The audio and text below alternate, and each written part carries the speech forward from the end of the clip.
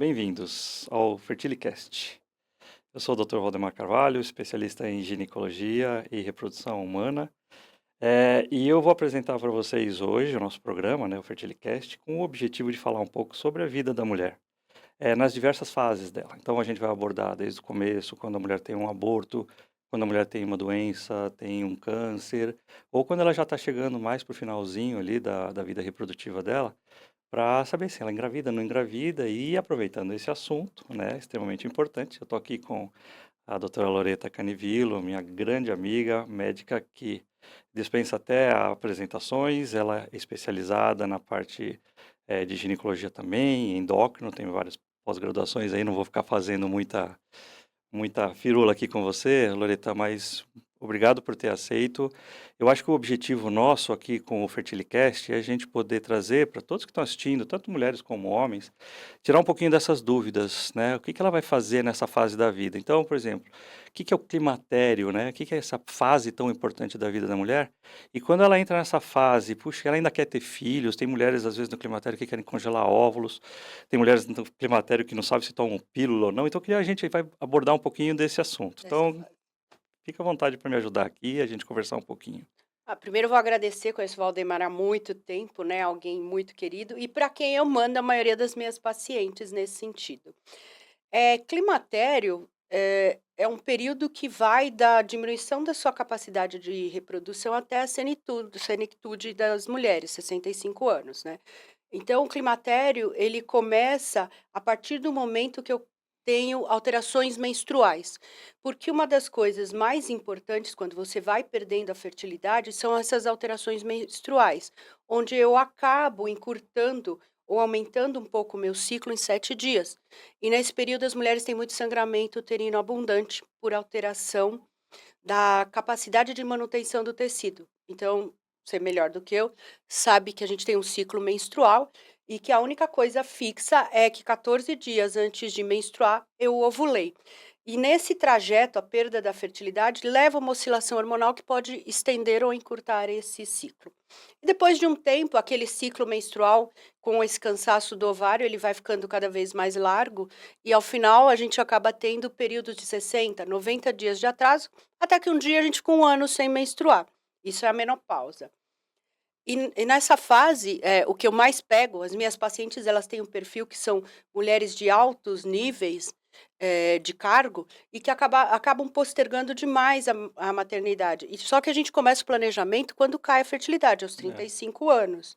Então o ideal é antes dos 35 eu já ter um planejamento. "Ó, se eu não estou casada", né, você sabe.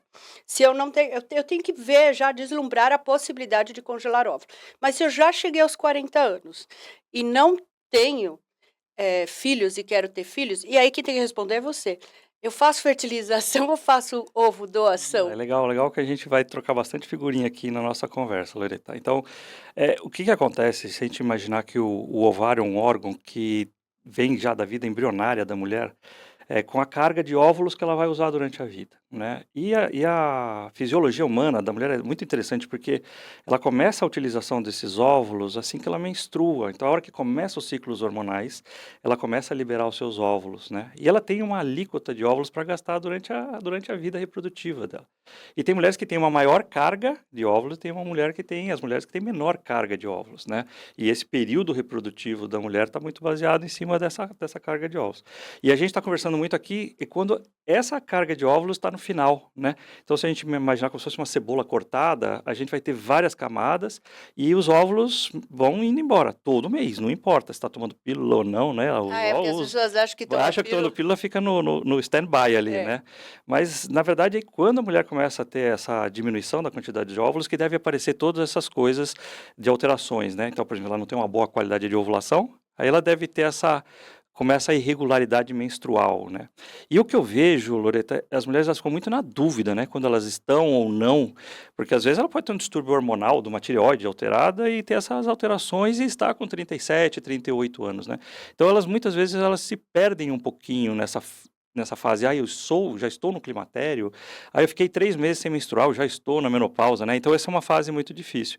Mas eu acho interessante a gente conversar sobre isso, porque na hora que esses óvulos estão indo embora, começam a aparecer os sintomas, né. E esses sintomas, eles vão ficando, não muito claros, né, então eu vou até tirar algumas dúvidas com você aqui sobre isso. Tem mulheres que a gente nivela, né, então eu vou falar um pouco mais cientificamente agora, gente. A gente nivela se ela vai ter óvulo ou não naquele ciclo, através do hormônio chamado FSH, né, que é o folículo estimulante, Importante. no período que ela menstrua. Então, nós usamos isso como um parâmetro.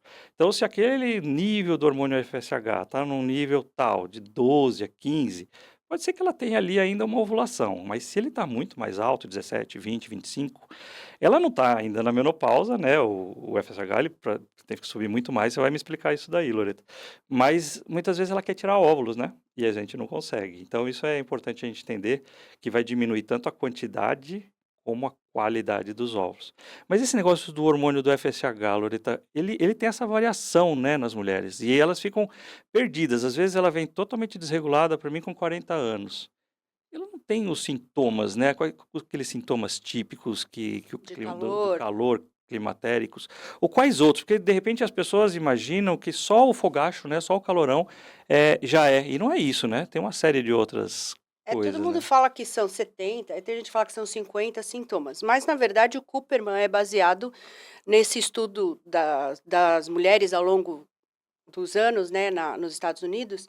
Então, o primeiro sintoma é sempre um fogacho mesmo, ele é patognomônico, né, ter fogacho, se você descartar num paciente jovem outras causas, feocromocitoma, tireoide, normalmente é um período onde ela já não tem tanta qualidade ovulatória, por isso que o fogacho é muito importante.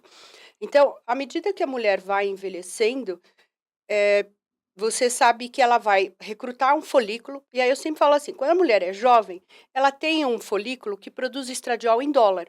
Então o único folículo chega a produzir de forma adequada esse estradiol que avisa o cérebro quanto tem, e no útero ela aumenta o tecido que menstrua, com o objetivo de permitir que o espermatozoide suba. E como aquele óvulo produz em dólar, a progesterona é muito boa. Então ela decidualiza muito rápido aquele endométrio, e quando eu decidualizo, eu cresço o tecido e engordo o tecido. No que eu engordo o tecido, eu comprimo o vaso. Então eu acabo sangrando menos quando eu tenho ciclos mais regulares. E ao longo do tempo, a queda da progesterona vai fazer com que o tecido que menstrue não fique tão fofinho, então ele não comprime tanto o vaso. Então eu já sangro mais. E como não é regular, as células estão de tamanhos diferentes em vez de estarem todas iguais. Aí eu começo a aumentar o tempo de sangramento. E o FSH é um parâmetro. O problema é que as pessoas não sabem raciocinar. Primeiro, você tem que ouvir o paciente. Você tem que ouvir como é o ciclo dela. Tá entre 21, 24 e 35 dias. É um ciclo normal daquela pessoa. Ele começa a alterar, começa a aumentar o fluxo. Aumentar o fluxo é o maior marcador que eu já não estou tendo a segunda fase boa. Então, meu folículo já não é bom. Então essa paciente sangra demais. Calor, fogacho, algumas pacientes têm. E aí as pessoas começam a confundir: "Ah, eu tenho irritabilidade". Lógico que eu tenho irritabilidade, eu tenho mais TPM no climatério. Então tem 2 coisas que marcam o climatério: TPM importante e sangramento abundante. São esses 2 pedaços que você vai ver. Se a paciente sangra muito, eu sei que ela tem pouca progesterona.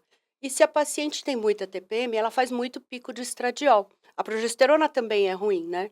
Então as pessoas chamam isso de predominância estrogênica, que eu acho horroroso esse termo, porque na verdade é ausência de progesterona, E as né. pacientes, às vezes, elas falam: "Doutor, olha como é que tá esse nível aqui, o estrogênio vai 200, 200, 400. 300", ela fala: "Doutor, eu tô com algum problema", né, e na verdade, a gente precisa entender que tudo isso um manda no outro, e eu adorei esse negócio do dólar mesmo, né, porque o Eu falo pra folículo porque o folículo ele vai ter aquele meio ambiente, né, aquele microambiente que vai liberar os hormônios para um ciclo da mulher ficar regular.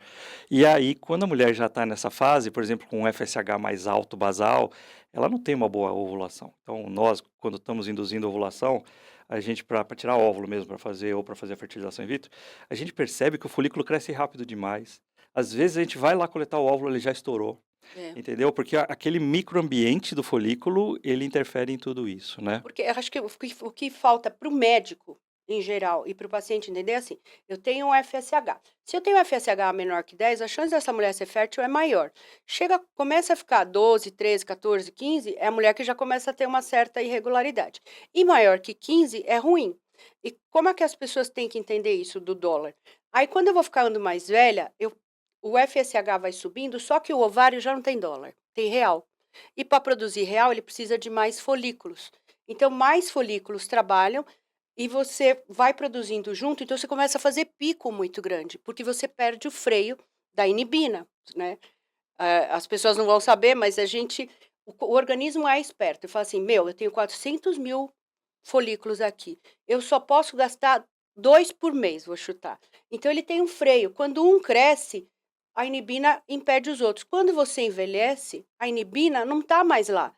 Então, você perde o freio, você começa a recrutar os mais novos, você começa a gastar como se fosse rica, mas tu é pobre, produz em real, né? E quando você é realmente rica, produz em dólar, você só usa um óvulo. Então, eu sempre explico isso para as pacientes para elas entenderem. E os médicos também não sabem. E você sabe que você faz reprodução. Eu sei porque eu faço ginecoendócrino. Mas a maioria das pessoas pega um exame desse e acha que tem que tratar essa paciente baixando o estrogênio. Então começa a dar gestrinona, começa a dar um monte de coisa que essa paciente não precisa, ela precisa de progesterona. E ao mesmo tempo, a paciente que sangra muito, seria a melhor paciente de usar gestrinona, né, não aquela que tem muita TPM, porque a que tem muita TPM é a que tem que usar gestrinona, não a que sangra muito tem que usar progesterona. Troquei na hora de falar. Então, e isso é uma coisa importante nesses hormônios, porque o que que acontece? O ginecologista, né, a mulher está começando a dar essas desreguladas, e o ginecologista vai lá e passa um ciclador hormonal, né? Então ele passa uma medicação que ela tem a primeira parte estrogênio, a segunda parte progesterona e ela menstrua. Então ela fica regulada. Então, o que que acontece? A gente tem uma situação que a mulher fala: "Não, eu tô normal", né? Só que é meio fake, né? É. Porque ela tá usando o real aqui, achando que tá com dólar, né? Que eu gostei dessa sua analogia.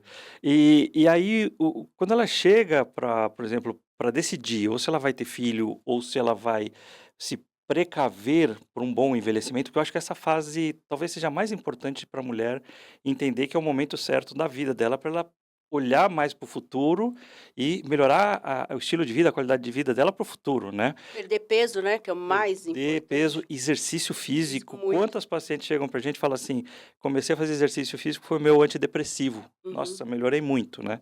Então, essa fase da mulher, querendo ou não ter filhos, né, qual que é essa importância para o futuro dela, né, pensando em todo, até na massa óssea dela, os problemas cardiovasculares, todas as consequências câncer, né, todas as consequências, como que você aborda essa mulher nessa fase? Aí eu acho que talvez seja um pouco mais acima dos 40, né, 45 para mais ali.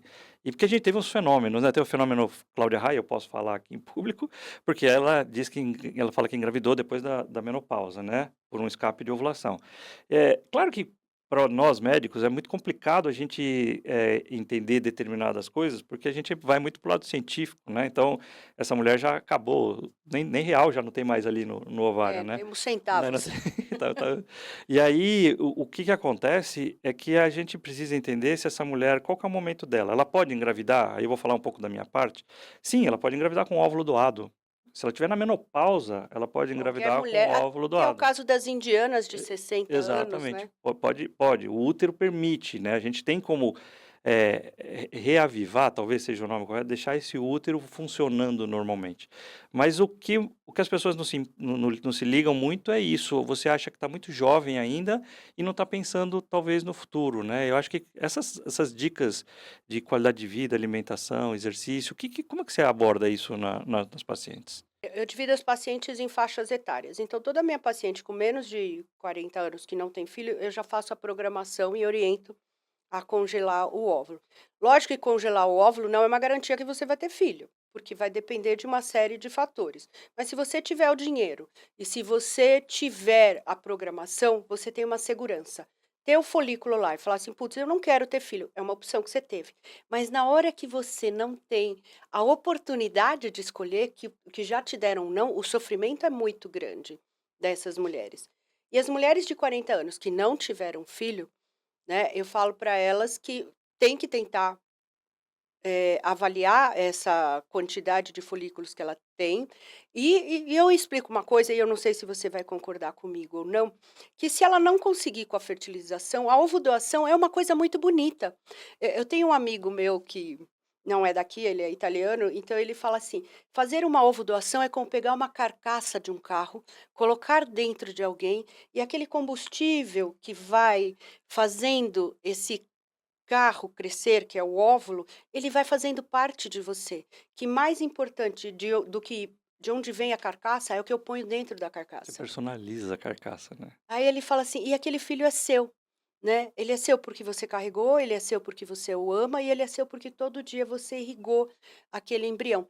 Que às vezes é algo mais seguro e mais rápido do que ficar se desgastando na fertilização. Você que trabalha com isso, eu não consegui trabalhar com fertilização, fiz pós lá no Sírio tudo, porque aquilo me dava uma angústia tão grande que eu sofria junto, então para mim não era bom, porque quando dava errado eu ficava muito decepcionada. E aí as pessoas, sofrendo demais, eu não nasci para essas coisas, por isso que Não, eu faço reposição. é um luto, porque o exatamente, quando você faz a reposição, você traz a mulher de novo para a vida, né, É, pra se sentir animada, as coisas. E quando você tem as falhas na parte reprodutiva, e ainda se culpando de ter deixado muito, postergado muito, né, em prol da sua vida profissional ou vários outros aspectos, né, é comum você pegar uma mulher com 39, 40 anos, acaba de separar, sem filhos.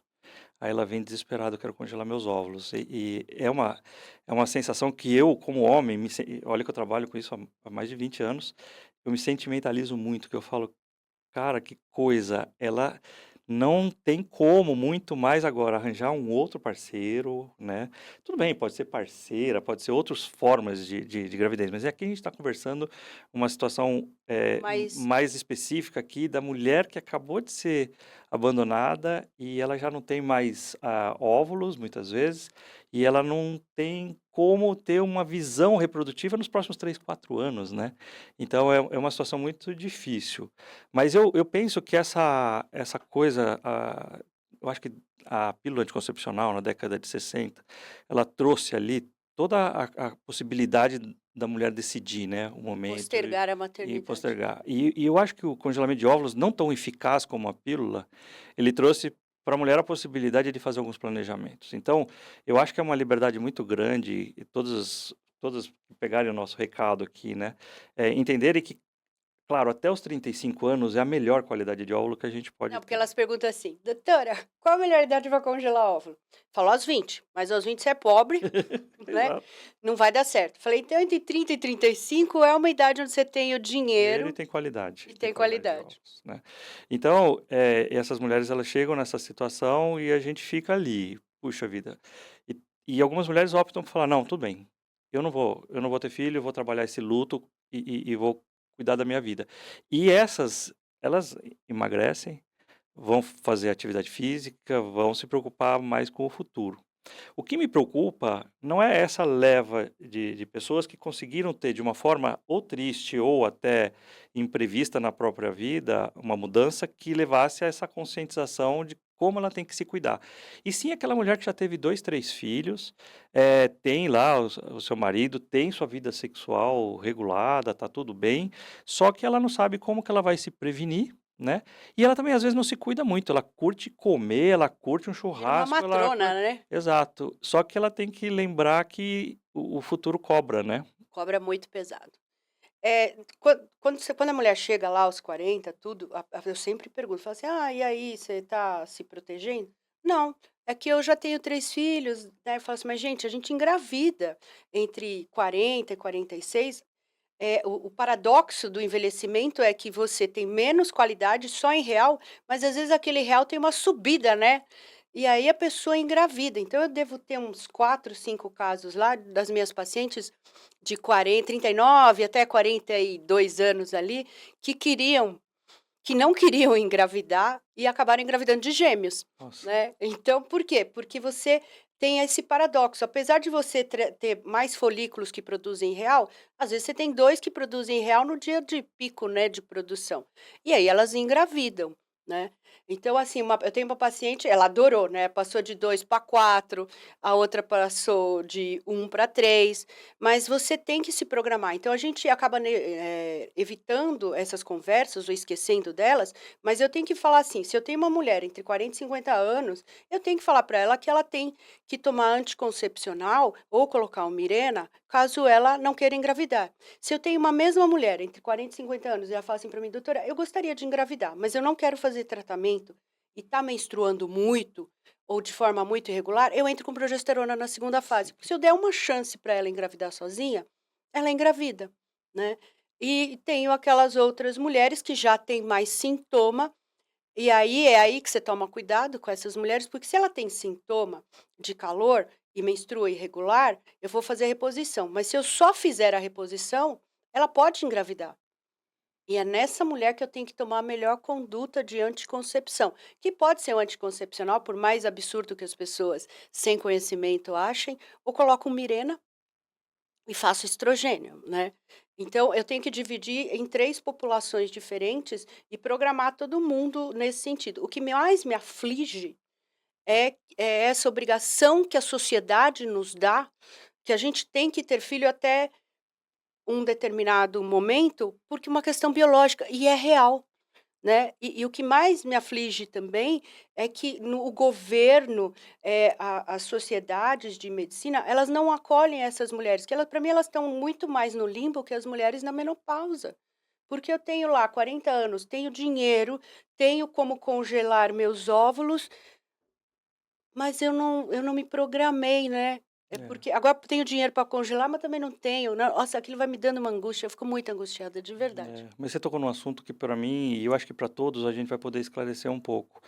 É quando, né? Quando entrar com os hormônios e quais os hormônios? Porque essa já não é uma área minha do dia a dia, né? Então eu faço alguns pacientes mais antigos de consultório, reposição hormonal, mas a dúvida das pessoas, elas às vezes falam assim: eu tenho medo, né, da reposição hormonal, eu tenho medo de ter câncer, eu tenho medo de engordar, eu queria que você me ajudasse um pouco, porque eu acho que eu não tenho que aproveitar você aqui, né, Loreta? Você é uma pessoa que toca os ambulatórios, depois você vai falar onde você trabalha as coisas, mas eh, como que a gente vai fazer, como que a gente decide qual que é o melhor hormônio e quando o melhor momento para entrar com essas pacientes, né? Porque se chegar uma paciente no consultório com 57 anos, né, menstruando ainda, não, 55, vai, 55 55 anos, tem bastante ainda. menstruando ainda, mas não tem sintoma nenhum.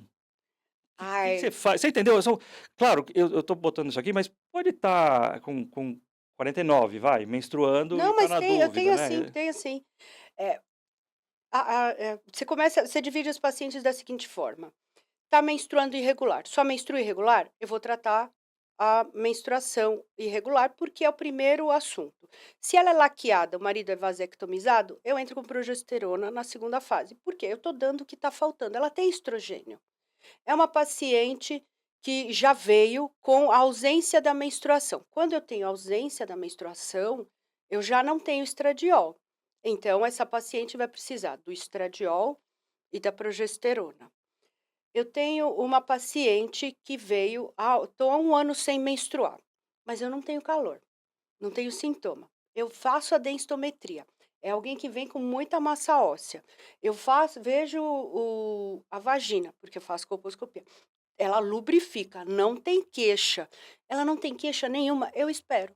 Eu tenho 5 anos, porque, a reposição ela é baseada em 3 pilares. Eu melhoro qualidade de vida, sintoma vasomotor, insônia, depressão, fadiga, dor nas juntas, dor no corpo, cefaleia, que são os sintomas maiores. Ou eu tenho uma vagina muito ressecada, com infecção urinária, que tem dor à relação, é uma paciente que tem uma sensação que quer fazer xixi toda hora, é uma paciente que, se não vai correndo no banheiro, fica com dor, ou eu tenho uma paciente com perda óssea. Putz, perda óssea. E aí as pessoas têm que entender que a perda óssea é aquela paciente que vem com uma osteopenia, aonde eu vou ter um risco de fratura maior. Então, populacionalmente, eu vou ter uma pequena porção de pessoas que vêm com muito osso. Que é aquela pessoa que chega aos 45, 46 anos, tem tanto osso quanto tinha aos 20. E tem gente que tem osteopenia. Esta mulher que tem osteopenia merece reposição. Essa mulher que tem sintoma vasomotor, insônia, merece reposição. A mulher com a vagina seca, com qualquer sintoma geniturinário, merece reposição. Aqui tem 95% da população. E eu tenho acho que umas 7, 8 pacientes que não fazem reposição. Primeiro porque elas não têm sintoma, não têm perda óssea, e segunda porque elas nunca quiseram. E eu converso isso com elas. E eu tenho umas pacientes que eu brinco com elas que eu chamo de bicho grilo, né. Eu Hum. tenho paciente que odeia tomar remédio. Eu não discuto com o paciente, porque eu não tenho que convencê-lo do que ele precisa. Eu preciso dar para ela o que ela anseia sem que eu prejudique a saúde. Se ela não tem sintoma e não quer tomar remédio, eu não dou, né. Faz só um acompanhamento. Porque você vai ver que você sempre tem uma avó sua que não fraturou, que tem colesterol bom, não é hipertensa. Então a reposição tem esses 3 pilares para você também não hipertratar o paciente, que é o que acontece hoje em dia. Pessoas começam a falar assim: "Ah, tem que tratar desde os 40, já tem que tratar para não No envelhecer". no passado, faz bastante tempo, né, na época que eu fiz residência, a conversa era: "Se começar a usar hormônios, você vai rejuvenescer 10 anos", né. Até Era um parece. negócio, né, você vai tomar hormônio, você vai ficar mais jovem, né. Mas é uma coisa que você falou do sangramento, é sempre importante a gente lembrar para todos, né, que tendo sangramento, a gente tem que também ver se não tem causa uterina de sangramento, Ah, tá. isso A para mim gente já está aqui estava falando subentendido. aqui a gente está falando da parte hormonal, a gente não tá subentendendo pólipos, miomas e doenças do Sim, útero, existe. a gente está falando aqui do toda a parte hormonal, né, a gente está conversando sobre esse assunto. É porque às vezes fica a Sim, pessoa sim. ouve lá sangramento e tal, e ela quer combater o sangramento, mas tem que ver se tem a causa, anatômica do sangramento ou se a causa é funcional hormonal do sangramento, E né. as pessoas acabam tendo medo de tumor por um erro de interpretação, né. Eu sempre falo para os pacientes, o estradiol em si, ele não é uma causa do tumor, e elas têm muito mais medo de tumor de mama. Só que o tumor de mama é um sorteio, é uma escolha, né. 10% é familiar, o resto é aleatório, alguém foi escolhido e vai ter tumor de mama. E aí os fatores de obesidade, falta de exercício, tabagismo são muito mais importantes que a reposição. Só que o estradiol, ele é para a mulher como é a testosterona para o homem. O estradiol na mulher, ele faz a glicose entrar no músculo, diminui perda óssea, perda muscular. O estradiol na mulher mantém o osso com a osteoprotegerina adequada, então essa mulher não perde osso. O estradiol na mulher faz mediação de insulina. A insulina tem receptor específico para estradiol. Por isso que as mulheres, quando envelhecem, o estradiol cai, você tem um aumento do diabetes. E o diabetes é a pior doença que existe, né? Eu faço endócrino lá no ambulatório com as meninas. É uma doença que degrada o ser humano, vai destruindo aos pouquinhos. O estradiol, ele tem uma ação central de excitação, de alegria. Por isso que quando a gente entra na menopausa, a gente fica mais triste. E quando você envelhece, naturalmente você fica mais triste. O estradiol, ele tá em todas, cada pedacinho do nosso corpo tem estradiol. O cabelo, para ser grosso, ele precisa de estradiol. À medida que você envelhece, falta estradiol, onde saíam 4 cabelúteos, começa a sair um. Aí vira aquela paciente que você olha assim, você vê o cucuruto, já viu? Já dá uma rarefeito ali, né. É, ele dá a espessura da pele, né, então a espessura que a gente tem na pele, ela depende do estradiol. Então quando a menina é jovem, ela é maravilhosa. O estradiol faz o quê? A cintura e o quadril da mulher. Aí quando você ficar na menopausa, você perde o estradiol, de sereia você vira barril, né, É. vira um negócio só. Mas o estradiol não é para repor por essas causas, eu tenho que ter pilares que sustentem uma sobrevida maior. Aonde o câncer de mama aumenta muito pouco ao longo da vida. É que envelhecer, como diz o Arnaldo Urbano, é cancerígeno.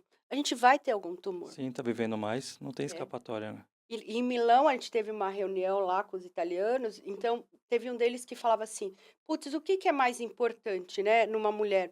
Eu prevenir o tumor de ovário ou câncer de mama?" Ele falou assim: "Gente, câncer de mama, eu faço o diagnóstico, trato a mulher, tem sobrevida de 90%. O câncer de ovário é um câncer que destrói.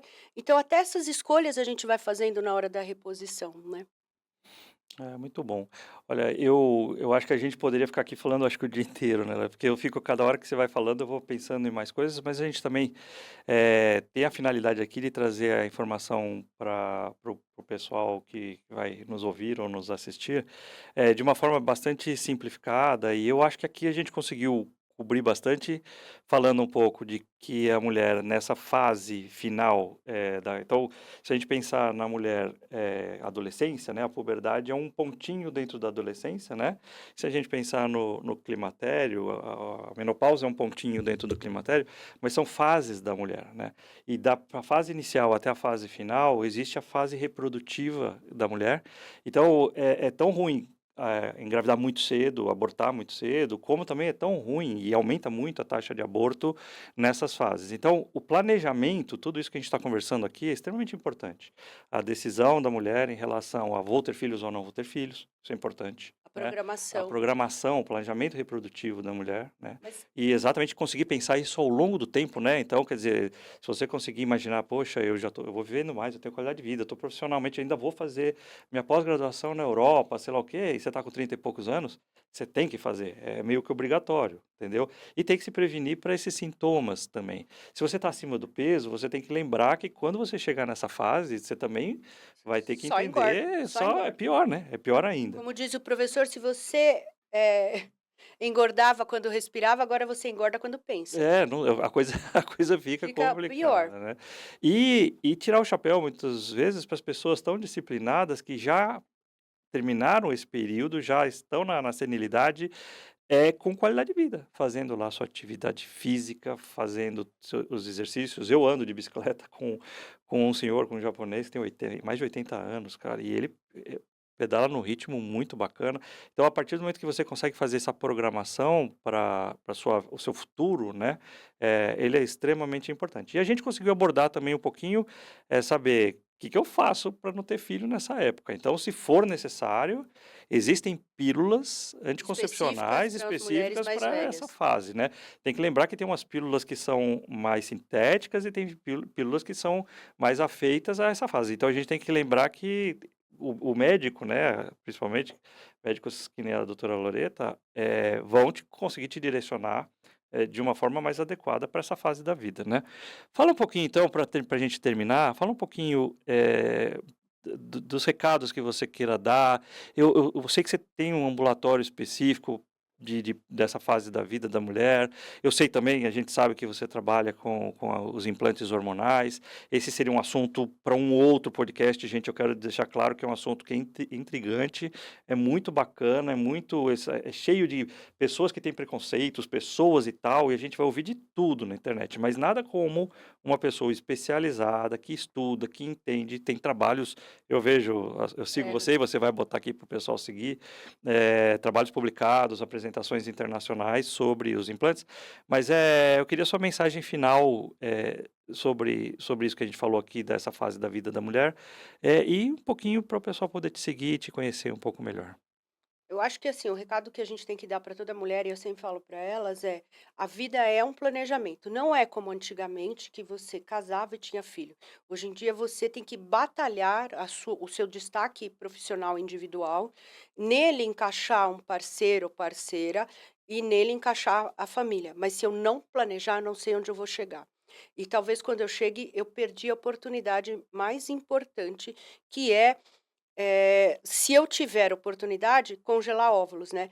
Parece uma indústria, às vezes, quando a gente fala isso, e a gente não ganha nada com isso, né. A gente só está fazendo com que essas mulheres tenham uma oportunidade, né. E como eu disse, é uma oportunidade, Não não é uma é certeza.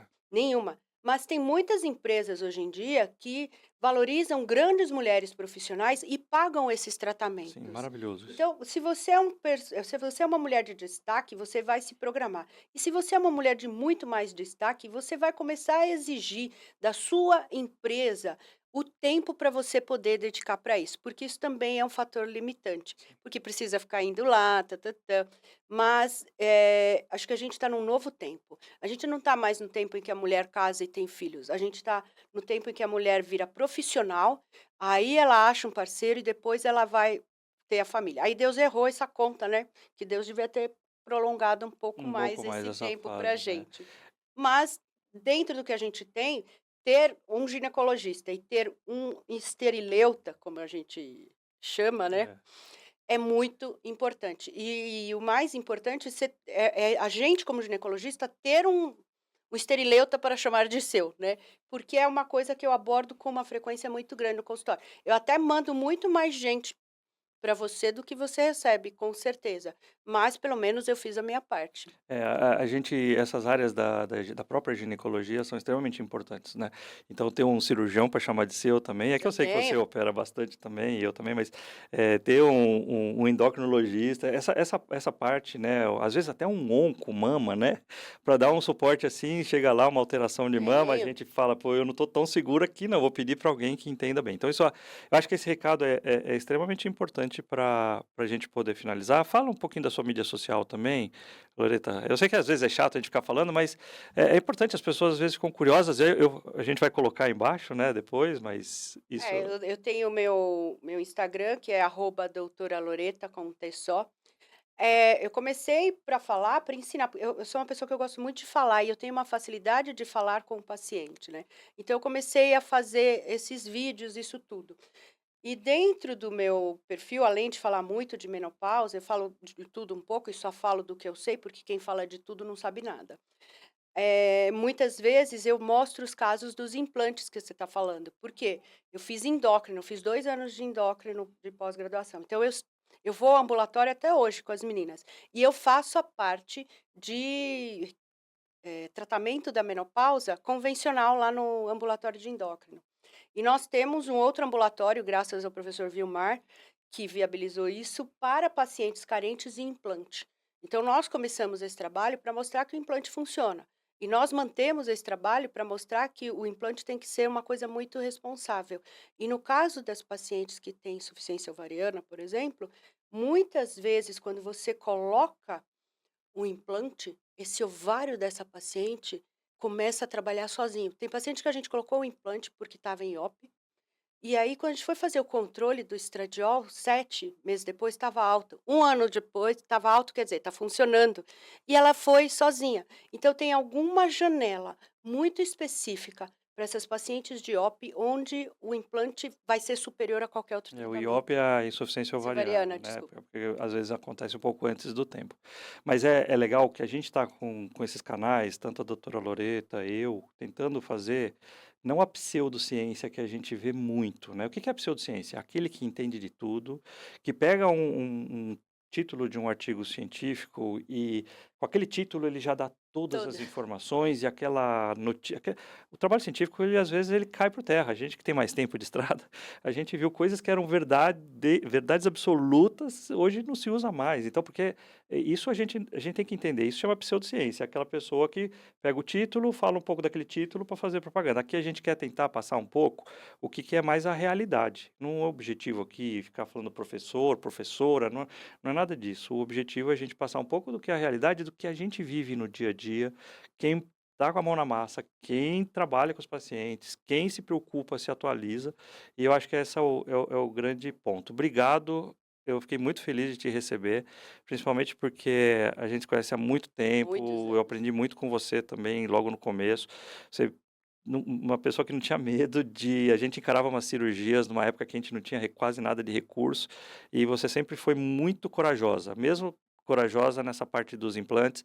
Não é fácil remar contra essa maré, você sabe o que eu estou Não. falando, porque existem muitas, peculiaridades sobre o assunto, tanto pensando em indústria, em sociedades médicas, em pessoas utilizando de formas, incorretas, então um paga pelo outro, isso é muito ruim, mas isso é um assunto que um dia a gente pode pensar em Abordar. falar de novo, né. Obrigado, Loreta, muito obrigado. Obrigada a você.